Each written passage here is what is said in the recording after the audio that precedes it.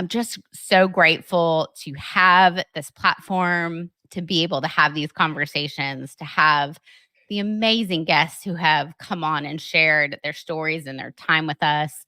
And we're just so excited for more of that.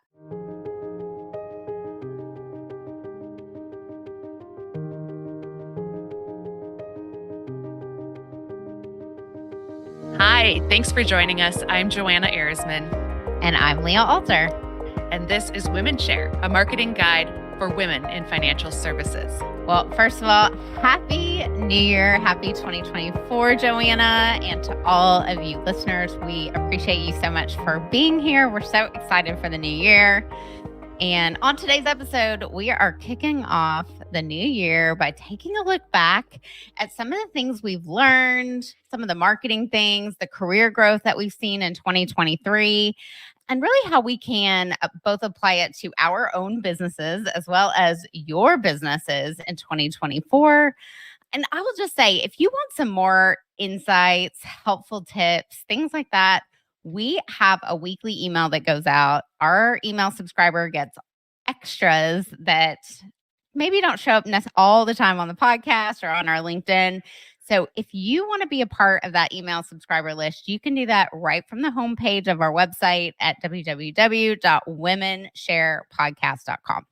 Well, as we'll get to, that is one thing we want to continue on and take our own medicine of providing more value by being good marketers and engaging our audience. I'm so excited to dig into what we've learned so far because, spoiler alert, it's been a lot. I think, it's been so fun. This whole thing was a big experiment, right? When we got started, Leah, Totally. As we shared, you approached me with this concept of you have this passion and we're both marketers and passionate about advancing women in the industry. And so the show began. And with the dual focus on both marketing as well as how we can support women, let's talk first about the marketing piece of it. So as we think back on the guests that we've had or the shows we've recorded to date, I'd be curious, Leah, what are some of the marketing best practices that really stand out for you? I don't think this is going to be a big surprise, but Okay.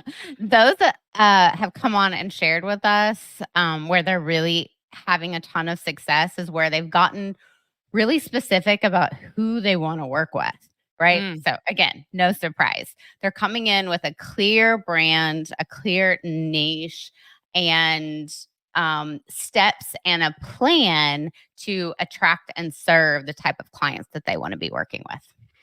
Well, and I would say too, it also stems from a lot of authenticity. That's what I've loved about all of our guests so far is their brand is who they are. And it's an extension of themselves, which makes so much sense, right? Especially as an advisor where the practice is very much the people in the practice. I think that's been so key and great to see that connection and it actually driving successful growth when people put that into practice.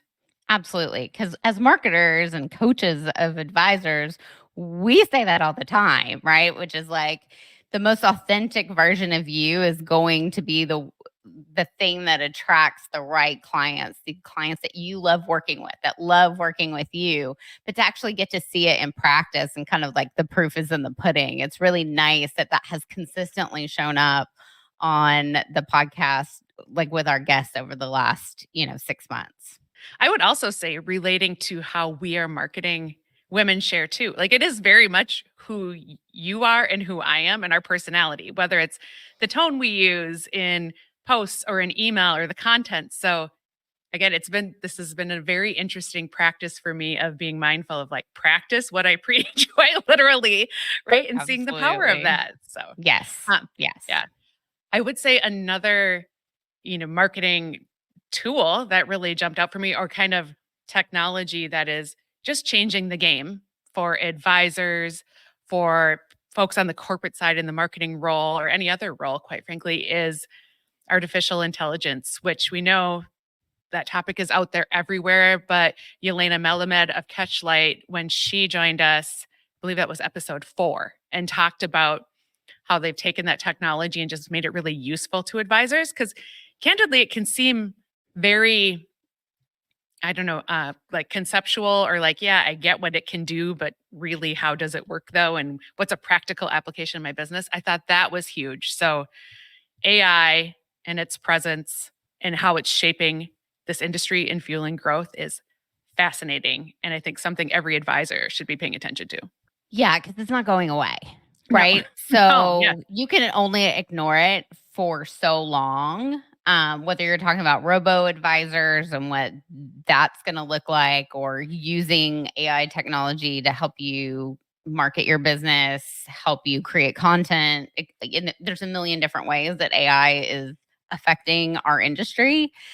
So you can ignore it, but you shouldn't, because it's only going to become more prevalent. Mhm. And those that can figure out how it works in their business and adapt and evolve are the ones that are going to have success. And those that fight it, I think, are gonna hurt for it in Yeah, the long they'll run. yeah, just get further behind. And I think there are really simple ways you can just get used to leveraging AI. So you and I have talked a lot about using it for content ideation. I think you said you use Google's Bard quite a bit. I Yep. like Claude.ai. It's from a company called Anthropic. ChatGPT is great. Bing. But using it, just getting used to going in and experimenting, writing a few prompts. Even on LinkedIn posts, they have the AI generated post recommendations. So I think Yep. it's just establishing that level of comfort. And to be clear, like there's still a lot I have to learn about all of the facets of AI and where it can go, but it's been at a minimum a huge efficiency win for me personally this year, but I think it's also going to continue to be an accelerator. Yeah, I mean, any sort of solopreneur, when you can utilize the technology to make you more efficient, I mean, you'd be silly not to figure out how it could help you. Mhm. And I know it saved me a ton of time as well. Okay, so another thing, and again, I've said this when she was on the show. Good. So a little inception here, but really the power of podcasting. I Mm. think that we have seen it firsthand of how you are able to connect with an audience by using this format, a little bit longer format content. And it's really conversational, it's very personal. And just the feedback we've gotten from launching this, from people who know us and from people who don't know us, has been really validating, and that it is a powerful medium to get your message out, to get your brand out. Yeah, and I think it's something that once you get into the routine of it, like I think of how anxious I'd feel when we were recording our first couple of episodes, right? And quite frankly, I still cringe listening to myself today, but especially in those first few. But it's something that I think once you get used to having the microphone in your face and having these conversations, you realize just how natural it is, and that again, the authenticity of how we show up and how you can represent yourself, people are going to listen and decide if that's a fit for them or not. And that's okay, right?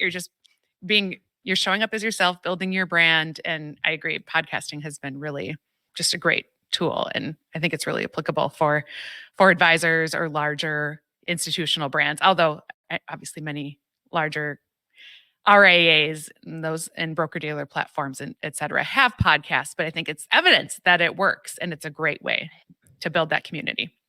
Agreed. Yeah. Agreed. Yeah.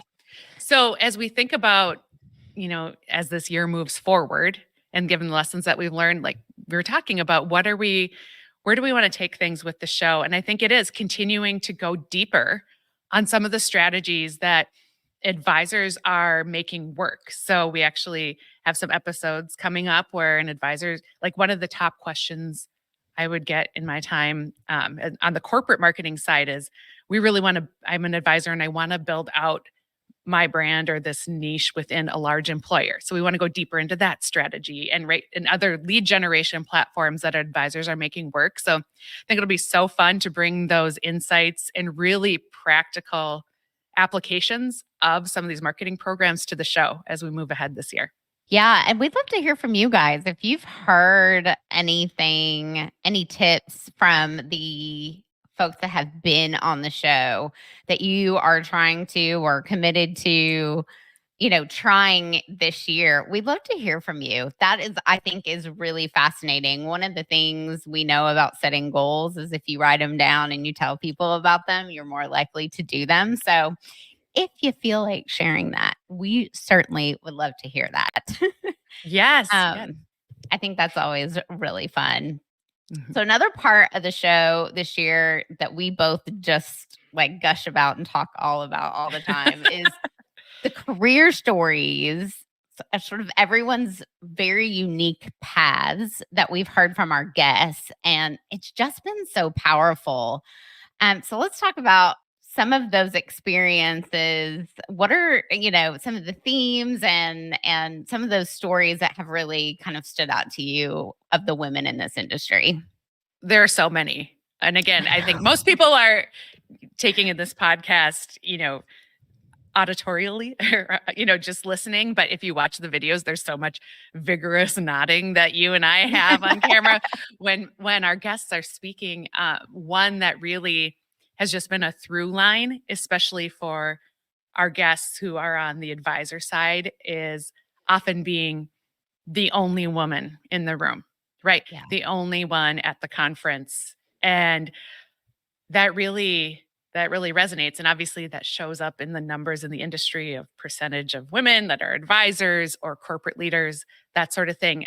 I think it's really interesting, whether you are a man or a woman, to think about the fact that the women in the room are probably a very aware if they're the only ones, and then B, the additional kind of mental burden that comes with thinking about how I need to present myself because I am a woman in the room, and how are you still authentic and owning your power. But there's just more of that. I think Lean In uses the term the tightrope, right? You don't want to be too Yeah. soft, but not too harsh and that sort of thing. So that just resonated with me. It's an experience I've had over and over in my career. And I just really value people sharing what that's like and helping us all to be more mindful of that dynamic and supporting each other with it. Yeah. And just even acknowledging that most men don't have the same experience, right? They don't, Yeah. they just walk into a room Yeah. and it's like, And it feels the same. Yeah. Yeah. Yeah. Yeah. I also thought one of the themes that was really interesting was around change and adapting and not Mm. being afraid to make a different move or change jobs or create a better situation if you didn't respect the leadership or a situation or if it just wasn't the right fit. And sometimes making that change even when you didn't know where it was going to lead. And obviously Mhm. the guests that we have had on are, have reached a certain level of success and have that story. So it's led somewhere good in most cases. We also acknowledge that that's a privilege. Not everyone is able to walk away from a situation. But when you can make changes, a lot of the stories and the theme we saw in a lot of the stories is this wasn't working. So I had to go create something else that would, or I had to Mhm. join an organization that was more in line with my values. Yeah. Well, and the lesson I learned from so many of our guests is, to that point, take the time to reflect on, is this still working for me? Right. Yeah. And Yeah. aware of your energy that you bring to work each day and that sort of thing. Again, on a personal level, I've been in situations where I'm like, gosh, if I reflect back on it, I was probably not in a great place for a while, but I think I was just in the grind and doing it and showing up and not pausing to think about, I have the power to change this. So I thought that was really great to hear from our guests, and hopefully something that Yeah. sparked insight for listeners. Well, and there's comfort in just being in a situation that even if it's not the best situation. Yeah. We get really comfortable with like, I know that, 25% of my day isn't going to be great, but 75% is. And so maybe I'm okay. And you start to play those games with yourself. But it's not until you leave those situations and you're in more aligned situations that you realize, to your point, maybe I wasn't happy for a lot longer than I thought. Mhm. Mhm. One thing that I've found helpful, because especially is moving into consulting, right? There's a lot of mind drama involved with that is but even when I was on the corporate Self-torture. side, yes, yes, seriously, is taking time to actually, like, sounds cheesy, but sit down and like journal and write out my thoughts, because a lot of times I can't articulate where my angst is coming from or where I'm Right. at until I sit down and actually make that space for it. Because, to your point, it's so easy to just get into your day and go through the motions and kind of let it live you, but really being intentional about that and then reflecting on, so what am I going to do about it? Everything is within your power to change and make better. And so you got to challenge yourself of, what are you willing to tolerate and what aren't you? That's right. So, yeah. A third area in the realm of kind of being a woman in financial services, like that we heard loud and clear, is the power of mentorship and allyship and sponsoring other women. And I think there's a lot of nuance around what do those different terms mean, and how do we actually show up and help women. And like we've talked about, the responsibility doesn't just fall to women to help other women, given the weighting toward men in this industry.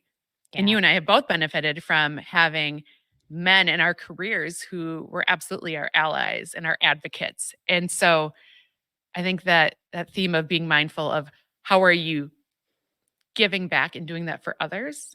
And then how can you seek that yourself is Yeah, really big. it's definitely it's a both and, right? Like we Yeah, yeah. all need mentors and advocates, and we also need to be mentors and advocates. You won't always need to be both at the same time, but we all need them throughout our careers to be successful.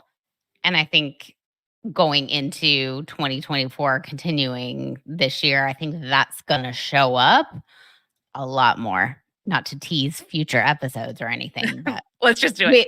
we we got some goodies coming around that I think are going to be really interesting and very actionable for any of our listeners.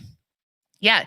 Well, and I think that's the key, is sometimes it can feel a little overwhelming of like, this is a really big macro problem. Good luck, everyone. And it's like, how do we how do Right. we just really make it, think globally, act locally type of thing. So Yeah. excited for that.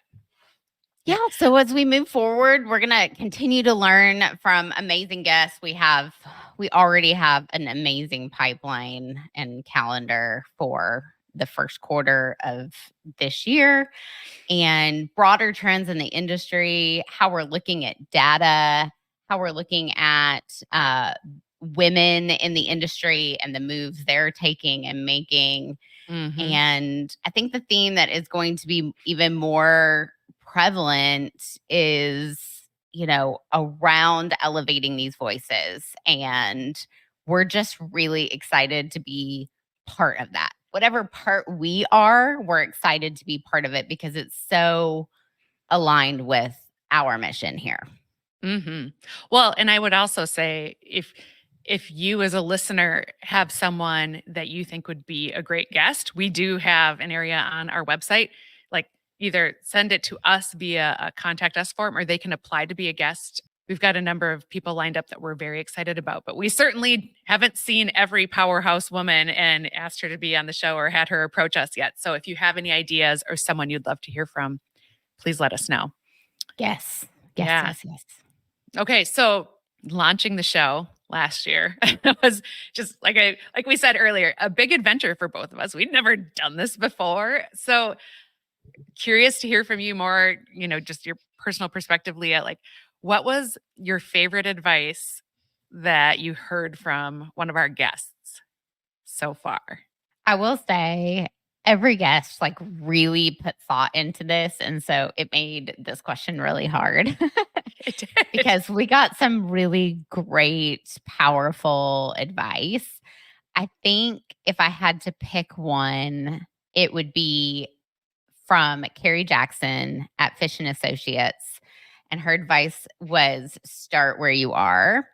And she talks about how it was both for herself and when she made a career change, but also how she works with her young professional clients who feel, overwhelmed, or I've started too late, or, the various kind of stressors around starting, a financial planning process.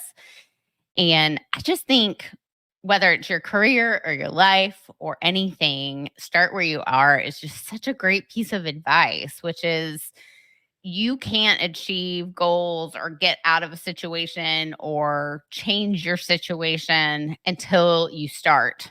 So, whatever that first step is, as small and as insignificant as you might think that first step is, when it's all said and done, will probably be one of the most impactful things that you've done for yourself, for your career, for your life.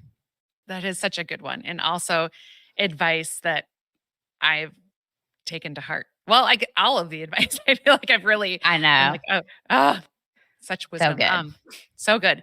I would say for me, just because this was so personally relevant to the journey I was on in 2023, is when Sara Lohse of Favorite Daughter Media and the Branded podcast, also the producer of our show, hey Sarah, she said, it wasn't advice she had received directly, but read from the author Austin Kleon, called Show Your Work.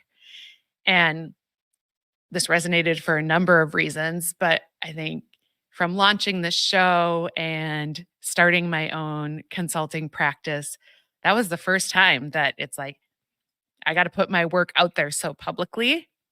And that was definitely pushing my growth edges this year. It was uncomfortable. It, creates a lot of, I guess, challenge and vulnerability in being like, what is my perspective? And wait, I do have something to say about this. And this is, and guess what? Some people might not like it, or some people might not agree. And just having to let go of that concern of what will people think. Because guess what? People don't think about you as much as you are afraid they do or believe they do anyway. But Yeah, it's just but even authentic. in that, I knew immediately I wanted you to be my co-host on the show. And that also makes me, kind of reflect back, which is people who know you probably think that you can accomplish and do so many more things than you think you can yourself. Right? Like, I had no doubt that you were the perfect puzzle piece for this project. So whatever doubts you had, I was like, I had the confidence, right? And I think that's also a good lesson in showing your work, which is maybe we allow the good that other people see in us sink into. Yes. Yes. Well, and it makes me think of, how easy it is to like give positive feedback about someone else's writing or their work or design or whatever it may be, but you can't as easily do that yourself. So I love that idea of just by showing your work, it allows you to actually get out of your own way and take the feedback from other people to Yeah. heart Yeah. constructively and, praise. So this is a big year of just getting uncomfortable. So that resonated. Yeah. All right. So, what was one of your favorite moments from 2023? Maybe through the podcast or in Yeah. your new business or in life? As you reflect back on the year, what were some of the standouts for you? Yeah. I think it was figuring out or like needing to establish my perspective and my philosophy as a marketer. So this was through both launching my consulting practice and saying like, this is my approach and this is the theory and this is how I work with clients and the value I bring.